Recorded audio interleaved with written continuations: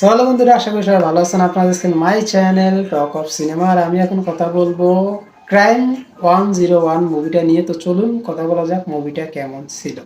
তো মুভিটা কেমন ছিল তার আগে বলে নেই, মুভিটা হচ্ছে আমাদের মার্বেল সুপার হিরো থর ওরফে ক্রিস হামসওয়ার্থ। এই মুভির মধ্যে সে লিড হিরো এবং বলতে পারেন যে সে একজন ভিলেন।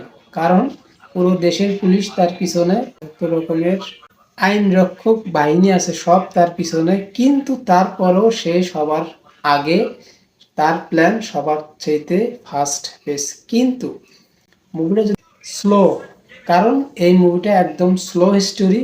এই মুভিটা অথবা আপনারা ক্রিস হ্যামসার থাকার কারণে অথবা একটু ফাস্ট বেস্ট মনে করবেন, যা সেরকম একটু হাটকে কিছু থাকবে, কিন্তু না, মুভিটার মধ্যে হিস্টোরি যেমন স্লো, মুভির গল্পটা এরকম স্লো এবং প্রেজেন্টেশন।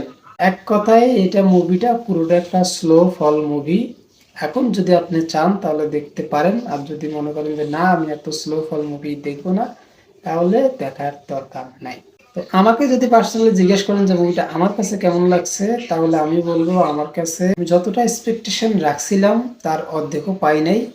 কিন্তু একবারে যে খারাপ তাও না, ওয়ান টাইম ওয়াস্ট হিসেবে মুভিটা চলে। তো যাই হোক, আজ এই পর্যন্ত। আশা করি সবাই ভালো থাকবেন। দেখা হবে অন্য কোনো ভিডিওতে। দেন বাই।